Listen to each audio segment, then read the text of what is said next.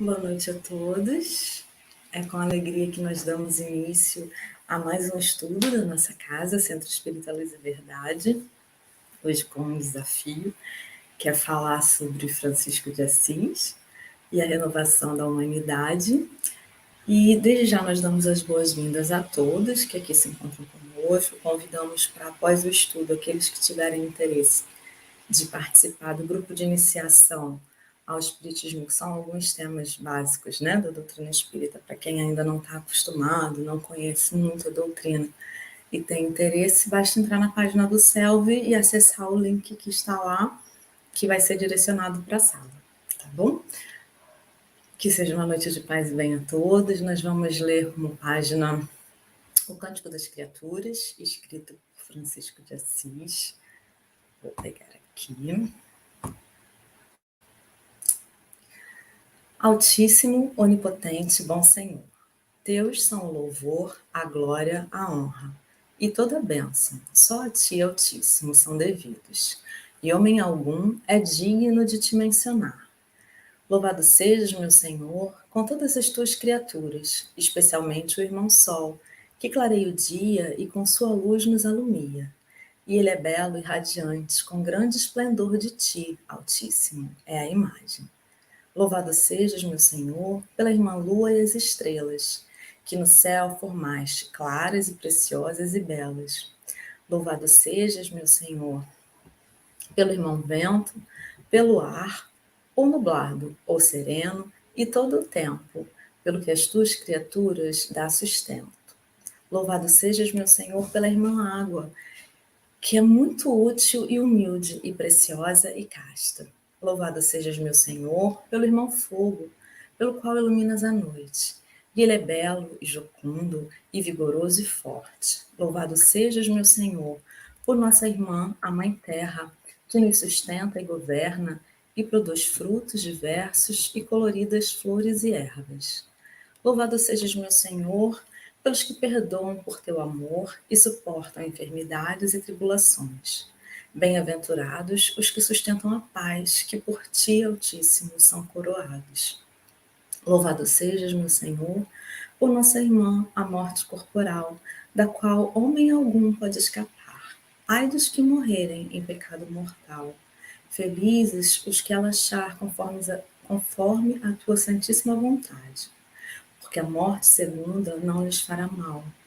Louvai e bendizei meu Senhor, e dai-lhe graças, e servi-o com grande humildade. Vamos então elevar o nosso pensamento ao alto, agradecendo a Jesus, a Francisco, nosso irmão Alegria, aos franciscanos todos amorosos, que estão sempre conosco, nos inspirando, nos impulsionando enquanto humanidade. Agradecemos e pedimos hoje a inspiração para que possamos, de alguma forma, lembrando do nosso irmão Alegria, trazer esse sentimento às nossas almas, ao nosso coração, espalhando, Senhor, ternura, harmonia, paz e bem, como ele sempre dizia. Que as vibrações dessa noite possam ser utilizadas por esses irmãos no socorro a todos aqueles que necessitam. Muito obrigada. Bom, meus amigos, falar de Francisco é realmente um desafio. Falar de Francisco num tempo tão curtinho é um desafio maior ainda. Falar de Francisco enquanto alguém que nos ajuda na renovação da humanidade é algo muito importante e que, sem dúvida alguma, nos faz pensar, repensar e repensar a nossa conduta, não é? Estou aqui com algumas coisas que eu fui anotando para ajudar, porque esse desafio de falar de Francisco, em primeiro lugar, se dá porque, ao falar dele, nós percebemos a distância que existe ainda entre nós e ele, e muito mais entre nós e Jesus, entre nós e Deus, não é? Mas, ao mesmo tempo, é uma alegria porque ele nos permite ver através da sua vida, da sua vivência, que em nenhum momento ele buscou a santidade, né? Os biógrafos todos que falam de Francisco mencionam isso. Ele não se entendia como uma pessoa pura, uma pessoa corretíssima, uma pessoa perfeita, e não era. Isso que é o mais bacana na vida de Francisco. Todo tempo ele reconhecia a sua insignificância, se podemos dizer assim, como ele se vive, não é? O que era isso? Era uma falsa humildade? Não, ele reconhecia o tempo inteiro as suas falhas, as suas dificuldades, as suas dores, o quanto era às vezes para ele difícil viver o evangelho conforme ele gostaria, fielmente, por conta das suas mazelas interiores ainda. Mas isso não faz de Francisco menor, pelo contrário, faz dele maior aos nossos olhos. Porque em reconhecendo a sua dificuldade, a sua sombra, as suas imperfeições, ele sabia o material que tinha a sua alma a ser trabalhado, e reconhecendo essas dificuldades e essa distância que o mantinha ainda de Deus, mais ele se esforçava para se aproximar desse Deus. Isso nos inspira, porque nós conseguimos reconhecer também as nossas limitações, as nossas dificuldades, o quanto nós gostaríamos de fazer o bem e ainda não conseguimos, o quanto nós gostaríamos de evitar alguns comportamentos que temos, que já sabemos que não são saudáveis, que não são bons para nós, sejam comportamentos ligados à nossa vida física, material, à nossa vida espiritual, gostaríamos de nos libertar desses comportamentos e ainda assim nos vinculamos a eles com dificuldade. Isso nos faz perceber que, como Francisco, temos a possibilidade de ir nos aproximando de Deus, porque ao reconhecer a nossa fragilidade, mais suscetíveis nos tornamos à influência, à condução de Deus, dos bons espíritos. Então, só por aí, esse início da vida de Francisco, como um homem como nós, não é? Que tinha suas dificuldades, vivia no mundo como nós vivemos, não é? Nós já somos inspirados para a nossa renovação. Eu vou continuar aqui. Ele nasce em Assis, num contexto de guerras, né? Muitas guerras entre a igreja e o império, que à época era assim que se dividia, né? Eram dois polos de dominação naquele momento na Idade Média. Francisco nasce por volta de 1190 alguma coisa, não sabemos exatamente, porque naquela época a gente não fazia registro de nascimento como a gente faz hoje, né? Então a gente sabe que foi naquele período, a gente sabe exatamente o dia que ele desencarnou, mas a gente não sabe o dia que ele nasceu. Sabe-se que foi por volta de 1190 e poucos, porque ele viveu 40 e poucos aninhos, 44, 46, se não me engano. E num momento, né, difícil para a história da humanidade, num momento de guerras entre esses dois polos, não é, que brigavam entre si, a igreja, o papa e o imperador, brigavam entre si, brigavam e disputavam terras, disputavam pessoas, e numa dessas disputas, não é? A cidade de Assis foi alvo dessa disputa, e toda a cidade, todos os jovens, todas as pessoas que tinham força foram convidadas a erguer o muro de Assis para defender a cidade, aquele muro que nós ainda vemos hoje na cidade de Assis, aqueles que já puderam ir, né, visitá-lo. E acredita-se, né, os biógrafos falam que essa construção do muro que cerca a cidade de Assis teria sido onde Francisco aprendeu as informações mínimas, né, essenciais, para poder mais tarde dar seguimento à sua obra como reformador das igrejas, como nós conhecemos a sua história. Então, tudo tem um sentido e um propósito, né? E nesse momento, assim, era um momento difícil para a história da humanidade, porque estávamos vivendo, né, saindo do regime feudal, havia uma burguesia muito primitiva, né, nascendo, da qual fazia parte o pai de Francisco de Assis, e no meio desse contexto haviam conflitos entre os menores, que eram os pobres, os deserdados, os camponeses, que estavam aliados a essa burguesia nascente contra os maiores, que eram os nobres e os senhores feudais. Então era um clima de conflito aquele em que Francisco vivia.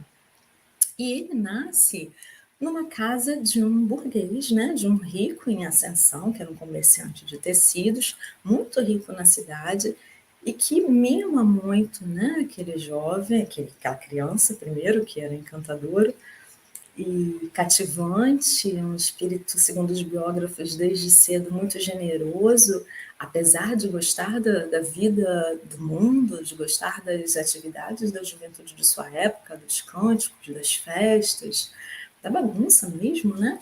Francisco era um esbanjador, segundo a maior parte dos seus biógrafos, no início de sua vida. Gostava de muitas festas, mas estava sempre convidando os seus amigos, ofertando muito dos recursos que tinha, né? E numa sociedade que vivia em condições muito difíceis, né? Naquela época, a expectativa de vida era muito pequena. Quando a gente fala, nossa, Francisco, coitado, viveu só até 40 e poucos anos. Não era muito diferente para boa parte das pessoas daquela época, não é? Porque era um momento em que as pessoas não tinham condições sanitárias, né? As casas eram pequenos aglomerados onde dormiam todos juntos, pessoas, animais, e não tínhamos penicilina, não tínhamos antibióticos, então as pessoas que sobreviviam ao parto, né, ao nascimento, ou que não morriam de parto, porque era muito comum as mulheres morrerem de parto também naquela época, as pessoas que sobreviviam eram pessoas doentes, eram pessoas desdentadas, não tinha dentista, amputadas, porque como não tinham os antibióticos, uma infecção no braço, você arrancava um pedaço do braço, porque senão você morreria, né, de sepsis. Hoje a gente sabe, na época não sabia o que era, mas hoje a gente sabe que uma infecção generalizada vai matar a pessoa. Então, a perna está infeccionada, você não tem como curar, corta um pedaço. Então, era uma sociedade muito sofrida, né, aquele momento, em especial os pobres, aos quais Francisco acabou dedicando a sua vida. E ele faz isso a convite de Jesus, não é?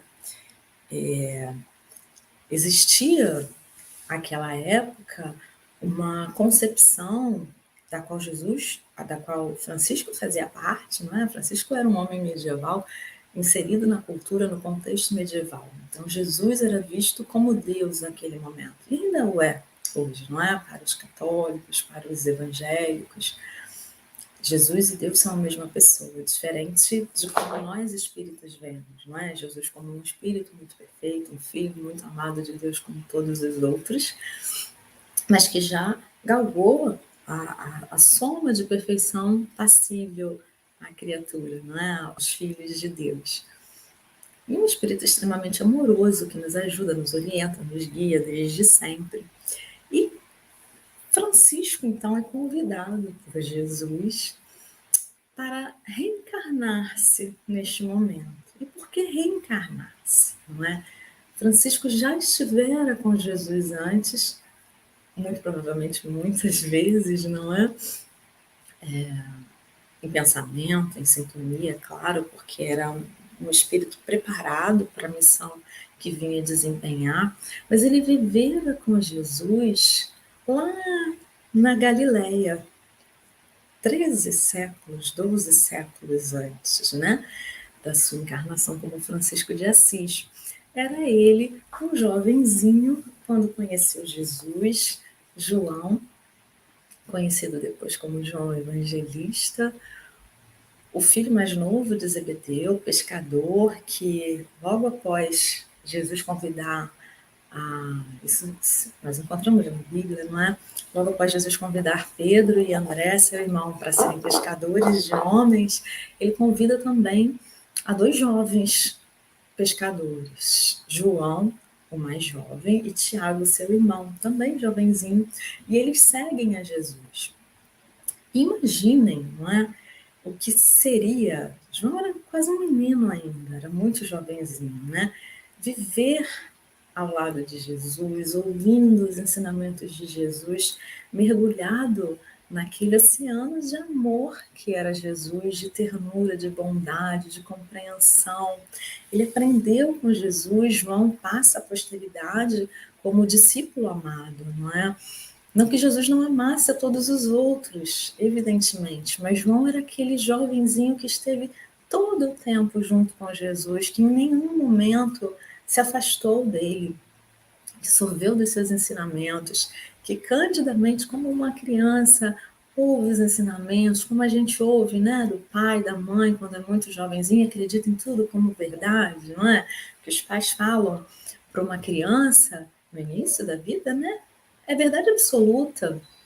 Então, João estava ali perante Jesus, ouvindo, aprendendo, e não se separou dele em nenhum momento. João foi o único discípulo que esteve com Jesus ao lado da cruz, não é? Quando Jesus é preso, ele vai buscar Maria para que Maria possa acompanhar tudo aquilo que acontecia com seu filho. E ele fica, ele acompanha todo aquele processo de dor, de sofrimento, a paixão de Cristo. João está ali vivenciando. Então ele guarda na memória não somente a impressão daquele momento doloroso, mas a forma como Jesus perdoa a todos nós, não é? O olhar amoroso, gentil e compassivo que ele teve para com os agressores, perante todas as violências e injustiças que sofria, a forma como ele pede a Deus que nos perdoasse, porque nós não sabíamos o que estávamos fazendo, a forma como Jesus lhe confia a sua mãe, não é? Quando ele diz, filho, eis aí a tua mãe, mulher, eis aí o teu filho. João segue com tudo isso na memória. E João dedica toda a sua juventude à implantação da Boa Nova, à criação dos primeiros núcleos de estudos do cristianismo primitivo, que mais tarde seriam as igrejas, passa por todas as privações, perseguições, dedica a energia mesmo dos seus anos jovens a essa tarefa, mantém-se fiel a Jesus, levando Maria para morar consigo. Quem tiver interesse de ver essa parte do cristianismo primitivo, nós temos Paulo Estevão de Emmanuel, que é um livro maravilhoso que detalha muitas coisas para a gente desse momento, do início, né, do cristianismo, de como os apóstolos diretos estiveram dedicados àquele momento, o quanto se sacrificaram para que aquele ensinamento de Jesus não sumisse, não desaparecesse do planeta com a sua morte. Então ele pega toda essa sua energia de jovem e se dedica aos trabalhos assistenciais de caridade que aconteciam nessas igrejas primitivas, o socorro aos enfermos, a cura dos enfermos e o próprio evangelho, não é? A própria prática da, da fala, da evangelização. João faz isso durante toda a sua vida. Quando mais maduro, ele se muda, ele viaja para outras terras, vai levar o evangelho para terras desconhecidas, até se fixar em Éfeso, na África, com Maria. E lá ele continua o seu trabalho de evangelização, levando a proposta de Jesus de renovação para todos aqueles que aceitam. E quando já mais velho, ele escreve o seu evangelho, um evangelho completamente diferente dos outros, que nos apresenta o Cristo cósmico, que era o início, o verbo, que esteve desde sempre na criação desse planeta, não é? E depois ele escreve as suas epístolas, mais velhinho ainda, ele escreve para nós as visões que tem como médium que era, da transição que aconteceria no planeta, no Apocalipse, não é? Então, toda uma vida dedicada ao amor, ao Evangelho, à implantação da boa nova trazida por Jesus, do reino dos céus no coração dos homens. Só que Jesus havia nos avisado que, de alguma forma, nós distorceríamos isso, não é? E chega um momento, lá, 800 anos atrás, que Jesus convoca o seu discípulo amado, e ele reencarna-se em Assis como Giovanni. Foi o nome que a mãe deu a ele. Interessante, os biógrafos relatam que o parto de Francisco foi um parto muito difícil. Ele não queria nascer, o pai viajava, a mãe estava sozinha em casa, né, com os criados, e o trabalho de parto muito longo, e bate a porta um, um pedinte, né, um mendigo, e quando vão atender, ele diz apenas: diga à senhora que vá para o estábulo. O menino não nascerá se não for para lá. Acham estranho, mas falam para ela, e a Pica era muito religiosa, mãe de Francisco, e ela fala, então, para o estábulo. Chegando ao estábulo, a criança nasce. Né? A primeira semelhança da vida de Francisco com a vida de Jesus. Francisco tem por objetivo na sua vida, o Francisco, a partir do momento, né, do início de sua conversão, ele se decide a seguir fielmente ao exemplo de Jesus, a viver o Evangelho na sua mais pura integridade. E nós começamos a ver que as semelhanças de vida para que ele se tornasse quase que uma imitação do Cristo, como dizem algumas pessoas, não é? O espírito que mais se aproximou do, do nosso Jesus foi Francisco. Então, já no nascimento surgem as primeiras semelhanças. E Francisco cresce com uma alegria, com amor, muito mimado, como dissemos, e ele, embora rico, tinha sonhos de nobreza. Ele queria ser nobre, porque havia uma distinção entre os ricos e os nobres. De certa forma, por mais dinheiro que se tivesse, um burguês, ele era olhado pelos nobres meio de lado, como se fosse uma pessoa menor. E Francisco tinha ambições cavalheirescas. Francisco foi muito influenciado também pelas obras do rei Arthur e seus cavaleiros, os códigos de honra, não é, dos cavaleiros influenciaram muito Francisco.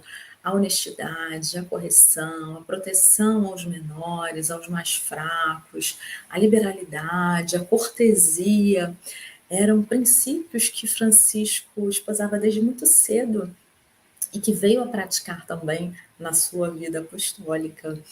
Então, ele quer ser cavaleiro. E na primeira tentativa, ele é preso. Numa das primeiras batalhas entre a cidade vizinha, Perugia, ele é preso e fica 1 ano na prisão.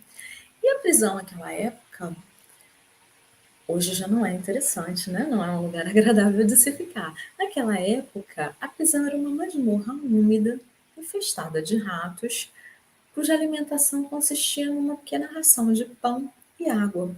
Francisco, que não era de constituição física muito forte, passou 1 ano nessa prisão. Mantinha a sua alegria, a sua jovialidade. Dizem alguns biógrafos que cantava na prisão, irritando alguns dos companheiros, não é, que estavam ali há quase 1 ano naquela situação, e Francisco feliz cantando.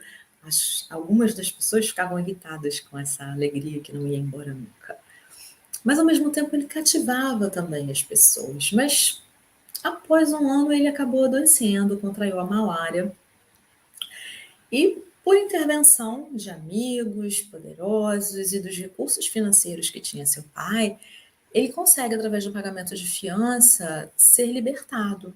Ele volta para casa e fica mais 1 ano doente, enfermo mesmo, tratando as crises da malária, as febres recorrentes, as dificuldades todas. Não existia medicação para malária naquela época. Ele vive com a malária o resto da sua vida, não é? Vira e mexe. Ele tinha uma agudização dos sintomas, não é? Voltavam as febres, os sintomas hepáticos. Ele, quando desencarna, tinha um abdômen gigantesco por conta das complicações da malária, problemas de fígado, problemas de estômago, que foram, de certa forma, também acentuados pelo rigor excessivo que ele se mantinha, não é? Os jejuns, aquela coisa toda que nós conhecemos. Mas ele passa esse ano, mais esse ano adoecido. E dizem algumas pessoas, alguns dos escritores, dos pesquisadores de sua vida, que foi 1 ano de melancolia, que foi 1 ano Algumas pessoas afirmam que de depressão, e mais tarde, ao final de sua vida, ele vai ter um outro período também de depressão, mais adiante. Mas, de certa forma, foi também um momento de recolhimento, onde ele repensou os seus valores. Ele já tinha ficado um ano preso, e ele começou a olhar mais para dentro, pensar, um ano de recolhimento mesmo, como se fosse uma preparação para o chamamento que viria. Ele se recupera após esse um ano e volta à sua vida, mas não era com a mesma alegria que ele encontrava as festividades às quais ele estava acostumado antes. Ele saía com os amigos, mas já não era o mesmo. Os amigos ficavam, ih, Francisco, tá estranho, tá apaixonado. Aí um dia, numa inspiração, ele diz, eu estou apaixonado e vou me casar. E fica, todo mundo vai se casar? Ele, vou com a dama mais nobre e que ninguém jamais foi capaz de cortejar. E as pessoas ficam, mas quem é essa dama, né? E ele fala, dama pobreza. Ninguém entende nada. Como assim? Começam a pensar que ele estava um pouco louco. E ele, firme naquele propósito, muito melancólico ainda, mas surge a possibilidade de uma cruzada. Alguns nobres de Assis se organizavam para uma das cruzadas que o Papa Inocêncio organizava, e Francisco pensou: minha chance de ser cavaleiro, vou lá. E o pai preparou uma armadura maravilhosa para ele, coisa e tal, e ele foi. Só que, às vésperas da partida, que era uma celebração nas cidades, né? Os cavaleiros indo para as cruzadas, era uma coisa muito nobre naquela época. Os cavaleiros eram muito respeitados por isso, né? A conquista da Terra Santa. E Francisco tem um sonho. Ele sonha com um castelo muito bonito, cheio de armas, de escudos. E nesse castelo tinham muitas coisas valiosas, uma bela jovem. E aí Francisco pergunta, nossa, que lugar maravilhoso, mas a quem pertence isso? E uma voz responde para ele no sonho, é tudo seu, tudo pertence a você, Francisco. Essa será sua esposa, esse será seu castelo, seus escudos, suas armas, suas lanças. E ele acorda imaginando que aquele sonho era assim o prenúncio, né? Um vaticínio de que a sua ida para as cruzadas seria realmente uma coisa muito boa, que ele voltaria um nobre, um cavaleiro. E ele sai muito animado. Mas na primeira noite, após a partida de Francisco para essas cruzadas com esse cavaleiro que era de Assis, ele tem uma febre, um episódio de febre muito grande, não é? E sonha, dizem alguns biógrafos que ele sonha, dizem outros que ele ouve uma voz, dizem outros que ele delira, mas a voz lhe pergunta, Francisco, quem achas que é o maior? O Senhor ou o servo? E ele responde, o Senhor, claro. E a voz responde para ele, por que então, Francisco, você segue ao servo? E ele naquele momento desperta e pergunta, Senhor, que queres que eu faça? Nós já ouvimos essa frase, não é? 13 séculos antes, quando Paulo de Tarso, ao encontrar-se com Jesus na cidade de Damasco, cegado pela sua luz, reconhece que perseguia realmente ao Messias que ele esperava e pergunta imediatamente, Senhor, o que queres que eu faça? E a resposta é a mesma que Francisco ouve. Volta à cidade e lá te será dito o que fazer. Francisco não hesita. Da mesma forma como Paulo não hesitou, Francisco não hesita. Ele volta, ele larga tudo, retorna para a cidade. Quando ele volta para a cidade, ele chega como um desertor. Os desertores eram ridicularizados, eram presos, eram julgados pessoas sem dignidade. O pai de Francisco estava revoltadíssimo porque tinha investido muitos recursos para fazer o cavaleiro. Mas ele não se preocupa com nada disso, porque na verdade, a partir daquele momento, tudo o que ele queria era fazer a vontade de Deus. E nessa disposição de ânimo, Francisco fica mais um ano. E olha só, mais uma semelhança, né, com a vida de Paulo. Paulo, após o encontro com Jesus, fica 3 anos no deserto, né? Francisco ficou um ano na prisão, depois ficou um ano em convalescência, e agora ficará um ano aguardando que Jesus lhe diga o que fazer. Que ele disse: volta à cidade e aguarda o que te será dito. E Francisco fica um pouco melancólico nesse período, ele passa a caminhar muito pelos campos. Ele trabalhava ainda na loja do pai, né? Mas após o trabalho ele ia sempre passear pelos campos e ficava embevecido com a natureza. Ele passava a ver a presença de Deus na beleza das flores, no canto dos pássaros, na natureza como um todo, no sol que aquecia, no vento que sussurrava canções aos seus ouvidos, em tudo ele via a Deus. E ele passava esse tempo embevecido com a natureza, identificado com a natureza. Isso é a primeira diferença de Francisco em relação à religião da época, não é? Francisco via tudo como vindo de Deus, nada era pecado. O corpo não era pecado, a alimentação não era pecado, nada era pecado, porque tudo para ele provinha de Deus, tudo fazia parte. Então, Francisco, um homem que, embora um homem medieval, ele estava temporalmente na Idade Média, mas a sua mente estava muito à frente, talvez à frente da nossa mente ainda, não é? No sentido em que via tudo conectado, tudo ligado a Deus. E ele, que antes pensava na guerra, queria ser cavaleiro, agora começa a perceber que não faz sentido, porque Deus, sendo o Criador, o Pai de tudo e de todos, todos eram iguais. Ele passa a desejar a paz, a ansiar pela paz, e ele ora muito pedindo a Deus que lhe diga o que fazer. Até que um dia, caminhando pelos campos, ele entra na igreja de São Damião, que era uma igreja muito pequenininha, muitos defeitinhos, teto caindo, parede rachando, mas ele se sentia muito confortável naquela igreja, ele sempre ia até ali para orar. E um dia ele estava lá orando diante do crucifixo de São Damião, que era um crucifixo diferente. Olha que interessante até isso, não é? O crucifixo que estava na igreja de São Damião era um Cristo, uma pintura bizantina. Não era um Cristo crucificado com coroa de espinhos, com sangue, com lágrimas. Era um Cristo, o crucifixo era chamado do Cristo triunfante. Ele estava de braços abertos, como na cruz, mas atrás via-se um caixão vazio.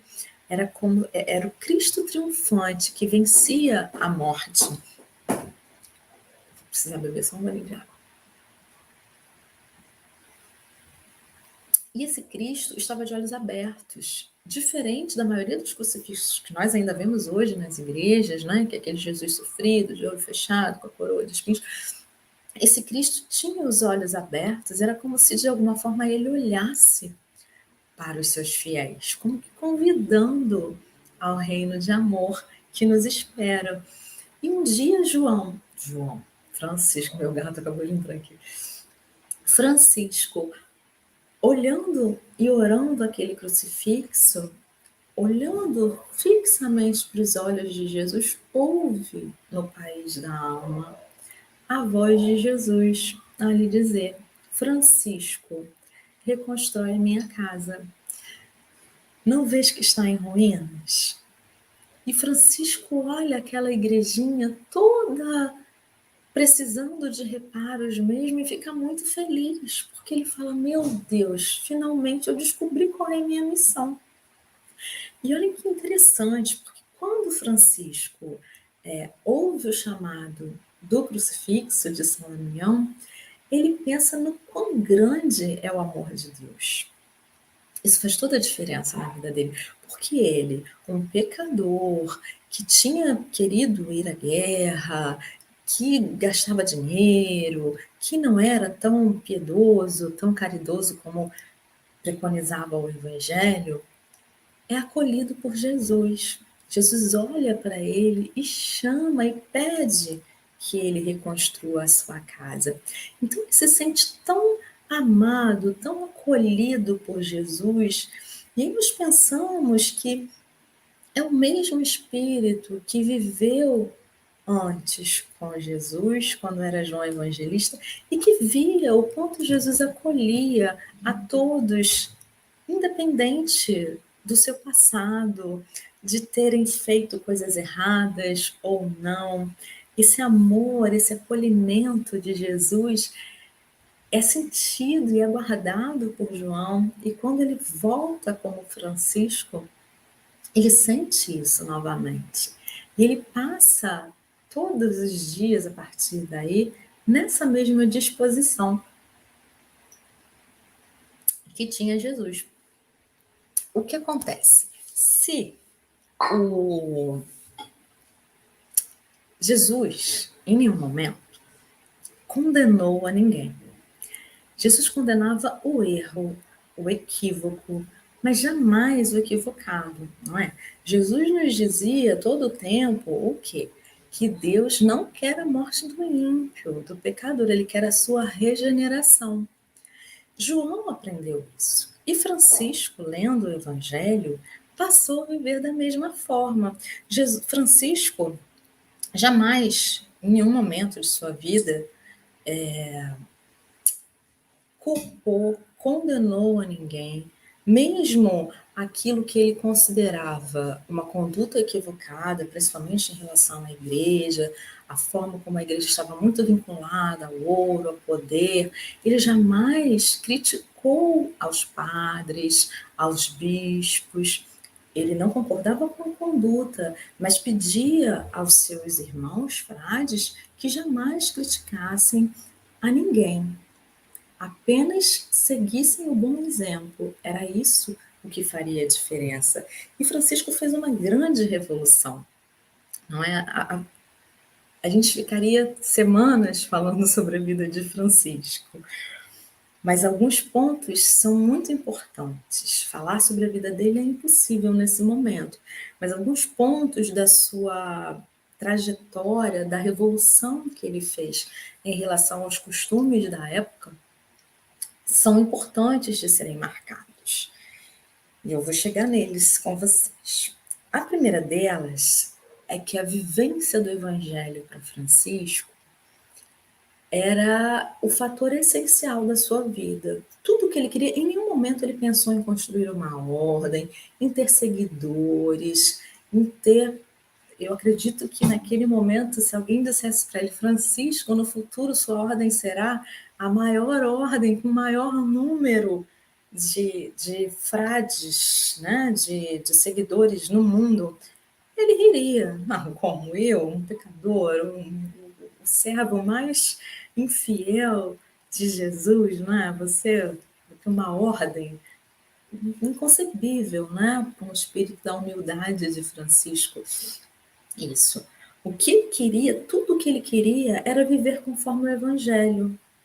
Exatamente igual. Ele queria seguir a Jesus. Ele adotou a extrema pobreza porque Jesus não tinha onde recostar a cabeça, não tinha como travesseiro as pedras, admirando ao céu, não é? Jesus não tinha nada.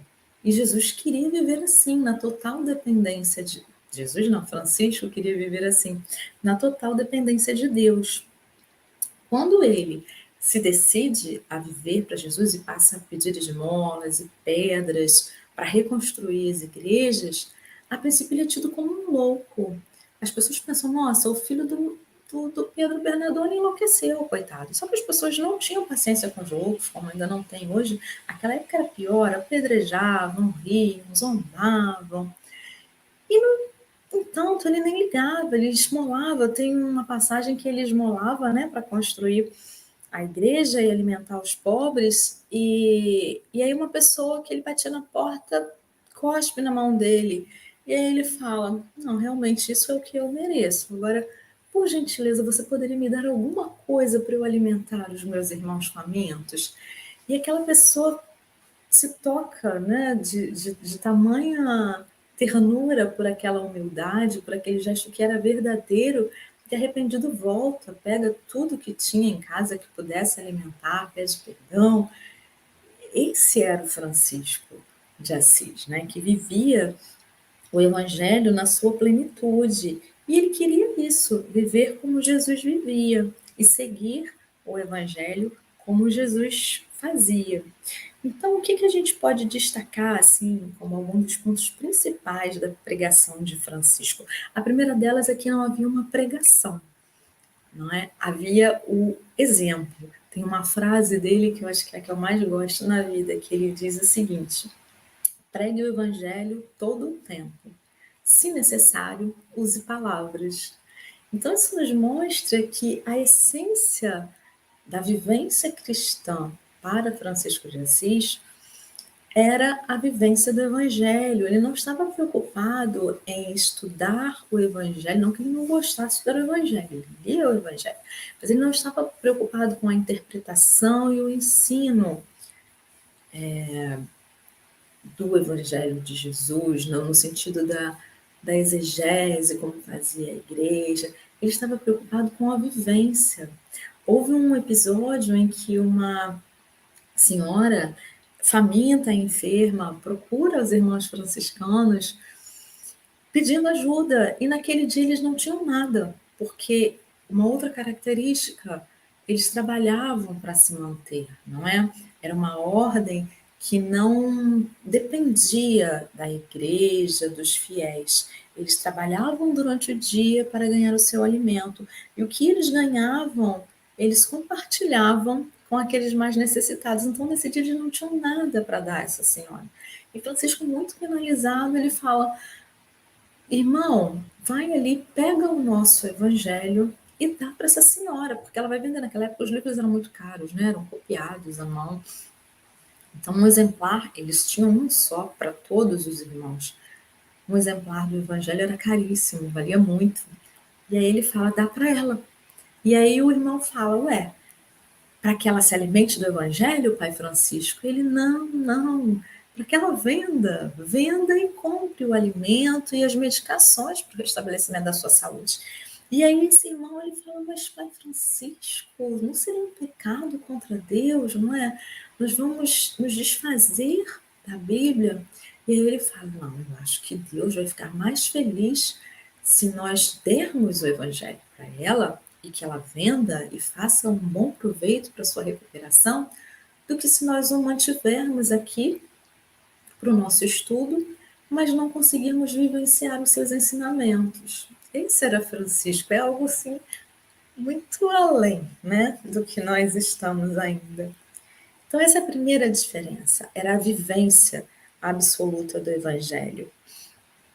A segunda coisa que eu acho muito importante, né, era essa necessidade de identificação que Francisco tinha com Jesus. E ele passa a ver o rosto de Jesus nos injustiçados, nos nancenianos, que eram os leprosos, né, da época. E naquela época os leprosos, eles apodreciam em vida realmente, eram segregados da sociedade. Ele tinha uma dificuldade enorme com os leprosos, todos corriam dos leprosos, não é? E em determinado momento ele encontra um leproso e ele beija, ele dá uma esmola assim mais para se livrar, né? E aí ele percebe: não, não é isso. Ele vai lá e beija aquele leproso. Mais tarde ele vai dizer no seu testamento que naquele momento era como se ele tivesse realmente se identificado com Jesus, não é? Porque quando ele consegue ver naquele leproso um irmão, um necessitado, alguém que ele não tinha que dar dinheiro ou esmolas, mas tinha que dar do seu afeto, é o primeiro momento, ele encontra a face de Jesus no mundo.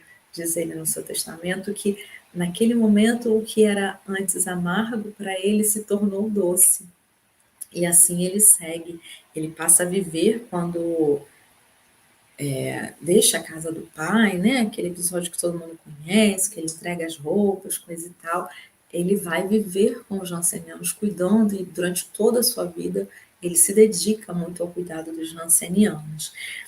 E não só os jancenianos, Francisco se identifica com todos que estavam à margem da sociedade. Por quê? Porque ele via Jesus, ele dizia: Jesus foi injustiçado, Jesus foi discriminado, não é? Ouviu-se dizer de Jesus: mas pode vir alguma coisa boa de Nazaré? Um dos discípulos falou isso quando Pedro falou que tinham conhecido o Messias, que vinha de Nazaré. Aí acho que foi Filipe ou Natanael, não lembro. Ele estava embaixo de uma árvore e ele fala: "Ué, mas coisa boa vem de Nazaré?" Então Jesus sofreu discriminação. Jesus foi desacreditado, os seus irmãos não acreditavam nele. Jesus foi incompreendido. Os religiosos da época perseguiram Jesus, tramaram contra a sua vida, porque não entendiam a sua mensagem. Jesus contou com o descaso das autoridades, não é? Jesus foi julgado num julgamento que não foi correto, então ele sofreu as injustiças que nós vemos hoje, tantas pessoas sofrerem. Jesus foi preso, foi torturado, teve como sentença a pior morte que se dava ao pior criminoso, que era a morte na cruz, uma morte injusta, uma sentença injusta. Não teve defesa. Jesus não contou com a justiça. Pôncio Pilatos, que poderia agir de forma justa, optou por lavar as mãos, não é? Mesmo sabendo que condenava um inocente. Então Jesus foi incompreendido, foi discriminado, foi torturado. Em todas essas pessoas, não é? No ranceniano, no criminoso abandonado, relegado a toda sorte de sofrimentos, que não é visto como alguém passível de recuperação. Em todas essas pessoas, os biógrafos falam que os bandidos, os criminosos, os ladrões, os doentes, os malfeitores eram as pessoas preferidas de Francisco. Era com eles que ele queria estar para falar de Jesus e para viver o Evangelho de Jesus. Francisco era amoroso e, como Jesus, não condenava as pessoas, condenava ao erro, criticava e tentava modificar aquilo que estava errado, equivocado, mas jamais as pessoas. Francisco tira Jesus da cruz e o devolve à humanidade, porque naquele momento a missa era lida em latim, ninguém tinha acesso ao latim. As pessoas muito, muito ricas tinham alguma instrução, aprendiam a ler e escrever, né, através da Bíblia e fazer algumas continhas de álgebra, que Francisco teve essa oportunidade por ser filho de um rico, mas a população não sabia latim. E as missas eram rezadas em latim. Então, como conhecer a Jesus se não se entendia o que falava? Como conhecer o Evangelho se não se entendia o que falava? Imagina a gente entrar numa igreja e ouvir toda uma pregação em mandarim hoje. Eu não sei mandarim, a maioria das pessoas não sabe. Então, nós não entenderíamos, nós não conheceríamos, não teríamos a possibilidade de conhecer o amor, a afeição generosa, amorosa, de perdão, de renovação que Jesus trazia. Então, Francisco pede ao Papa e tem a permissão de pegar na língua, no vernáculo de cada povo. Francisco passa a falar naqueles dialetos utilizados pelo povo. Então, ele tira realmente Jesus da cruz, aquele símbolo que não era conhecido pela maioria do povo, e o aproxima, o humaniza para aquelas pessoas. Ele faz uma pregação itinerante. Em nenhum momento Francisco ordenou-se padre. Embora ele tenha sido o criador da ordem, ele não foi padre em nenhum momento. Ele não queria viver nos mosteiros como um monge, porque ele achava que o lugar do evangelho era na vida cotidiana, era nos campos, era com as pessoas, era falando, era vivendo o evangelho. Ele também não queria ser padre, porque ele não queria ficar preso às regras da igreja, a impossibilidade de pedir, de esmolar, porque os padres não podiam fazer isso, e ele fazia isso todo o tempo para conseguir recursos para alimentar os seus doentes, os seus necessitados. Ele funda, então, uma ordem que é itinerante, a ordem dos irmãos menores, dos frades menores, não é? A primeira ordem franciscana. A segunda é a ordem das damas pobres, das irmãs Clarissas, que seria um outro estudo, né? Falar da relação de Francisco e Clara, desse amor de almas gêmeas, irmanadas no ideal da fé, que juntos ajudaram a fazer essa revolução. Isso seria realmente um estudo à parte. É fundada a segunda ordem, então, das Irmãs Clarissas. E a terceira ordem, que é mais uma inovação de Francisco, não é? A ordem terceira secular, que é para aquelas pessoas que, sendo casadas, tendo família, tendo seu trabalho, queriam seguir a Jesus, queriam seguir aqueles ensinamentos, aquelas propostas da ordem franciscana, mas não queriam abandonar o seu trabalho, não queriam abandonar a sua família. Essa ordem, essas três ordens existem até hoje, não é? E tem seus seguidores até hoje. Os ideais, então, de gentileza, de liberdade, de cortesia, de proteção aos mais fracos, que ele colhera na juventude com os cavaleiros da Távola Redonda do rei Arthur, ele praticou o tempo inteiro na sua vida, e todas as vezes que ele tinha medo de alguma situação, que ele hesitava, ele ouvia na sua mente internamente, como se fosse Jesus perguntando: Cavaleiro do Cristo, tens medo? E aí ele se enchia de coragem realmente, porque era assim que ele se considerava. E aqueles irmãos que depois foram se juntar a ele, não é? Os primeiros franciscanos, mais tarde ele se referia a eles como os Cavaleiros do Cristo, ele fez muitas referências a isso. A sua pobreza absoluta é uma associação com Jesus, com os menos favorecidos, uma forma mais pura de viver o Evangelho. Isso seria exigido de nós hoje? Claro que não. Era um outro contexto, um outro momento, não é? A forma, como ele sofria a paixão do Cristo, como ele se irmanava a Cristo naquele sofrimento, era comum ver Francisco chorando pelos campos e as pessoas chegavam até ele e perguntavam: que foi, Pai Francisco, por que choras? Ele dizia: choro pelo meu Senhor, como nós podemos causar tanto sofrimento a ele? Nós o matamos, nós o crucificamos, não é? Como nós podemos fazer isso com o amor? O amor não é amado. O amor que era Jesus, que tanto nos amava, não era por nós amado. Isso o angustiava e o afligia muito. Ele usa toda uma proposta de vida, ele tem toda uma proposta de vida e há uma atualidade tão grande no pensamento de Francisco que Leonardo Boff, um franciscano, ex-franciscano, outro estudo à parte também, né?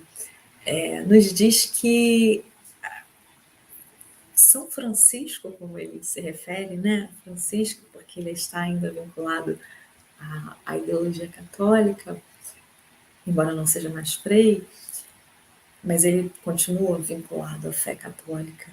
Ele diz para a gente que o pensamento de Francisco é muito atual, que mesmo tendo vivido 800 anos antes de nós somos velhos e São Francisco é novo, porque ele pensava a vida num outro contexto, não é?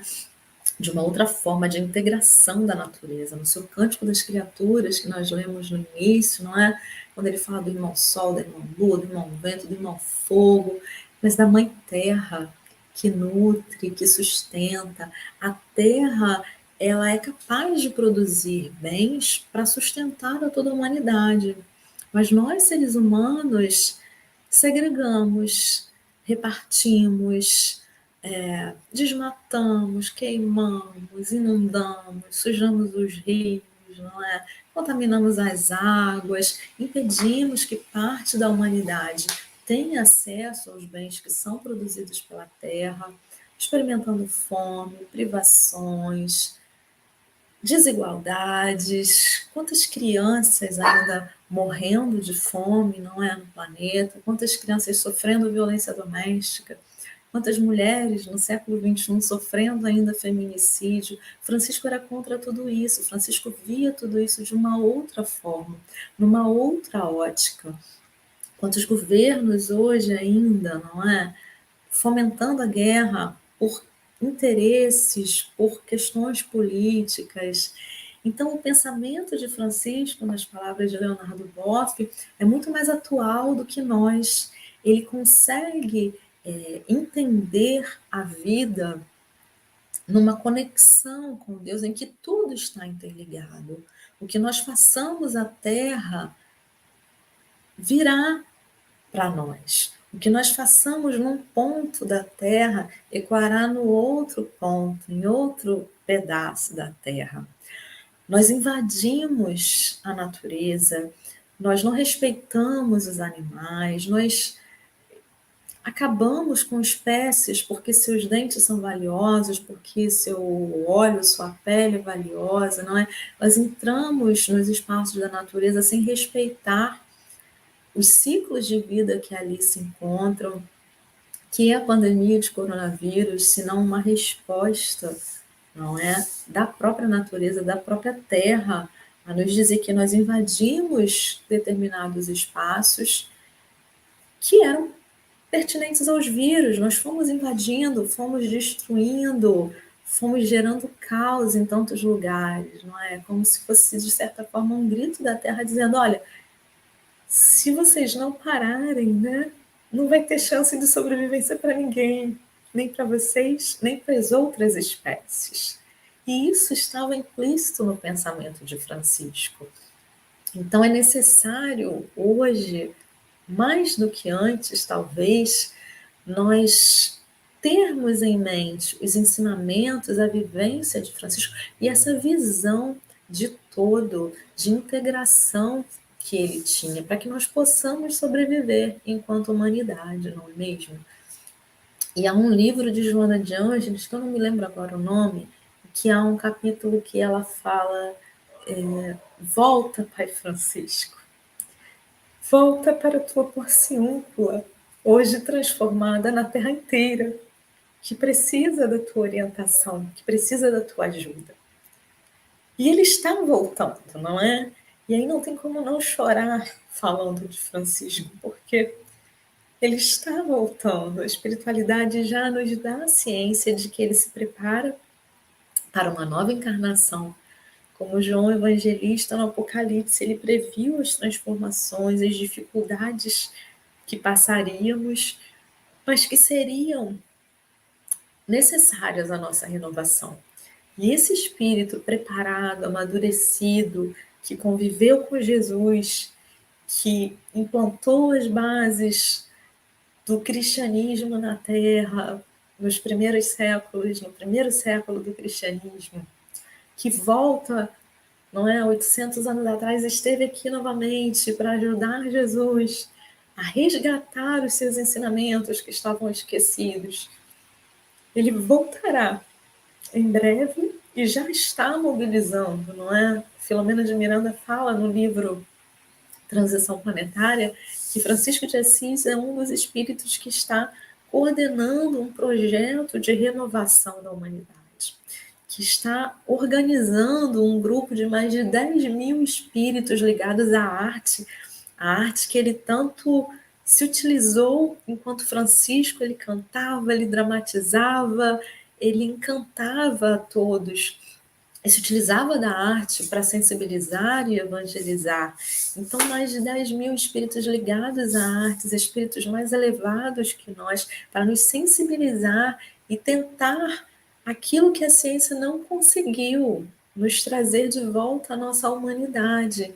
Então, Francisco está coordenando essa equipe, nós vemos em vários livros, não é? Do movimento espírita, preces de Francisco, menções a Francisco, a presença de Francisco nos 2 últimos livros, né, de Filomena falando sobre a transição planetária, Francisco presente, fazendo orações, coordenando esses trabalhos, junto com Jesus e os espíritos que estão nos auxiliando nesses momentos de transformação e de renovação da humanidade. Essa ideia que Jesus nos trouxe, que Deus não queria a nossa morte, não queria a aniquilação daquele que erra, não é? Que nós temos a oportunidade de nos regenerar, de nos modificar. Francisco vivenciou isso como João, como Francisco, e certamente está voltando para impulsionar essa transformação e a vivência, mais uma vez, do amor cristão, do amor em movimento, porque para Francisco não existe força maior e mais poderosa do que o amor. Isso ele aprendeu com Jesus, com certeza.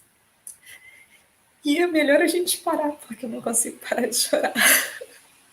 Que a gente possa, então, pensar com Francisco, com Jesus, imaginar Jesus falando mais uma vez para Francisco, não é? Francisco, repara a minha casa. Agora não é mais a igreja, não é mais o pensamento de um século, não são pequenas igrejas, não são organizações, não são revoluções dentro de uma concepção religiosa. A casa que precisa ser reparada é a casa coletiva, é a nossa mãe terra, que necessita da nossa ajuda para essa transformação, é a nossa casa interior, a casa que precisa ser reparada, a igreja que precisa ser reparada, é a que está no nosso coração. Que possamos, nesses momentos, então, elevar o nosso pensamento a esse Espírito maravilhoso, cooperador do Cristo, cooperador da nossa humanidade terrena, e dizer: volta, volta, Pai Francisco, vem nos ajudar a compreender melhor o Evangelho, vem nos inspirar, nos incendiar com esse ardor, esse amor que você tem pelo Evangelho, nos inspirar a sermos, de alguma forma, a teu exemplo, instrumentos também da paz, do bem, da transformação, reconhecendo as nossas dificuldades, reconhecendo as nossas mazelas, as nossas sombras ainda, mas tendo a certeza de que Jesus nos espera de braços abertos, que você vai nos ajudar, com tantos amigos espirituais envolvidos nessa tarefa. E nós temos certeza que não importam as dores, não importam as dificuldades que atravessamos nesses momentos, nós não estamos sozinhos e nós fomos feitos para brilhar, para sermos espíritos perfeitos, para amar. Muito obrigada por tudo, que estejamos todos juntos nessa caminhada e que seja uma semana, uma vida de paz e bem para todos nós. Linda.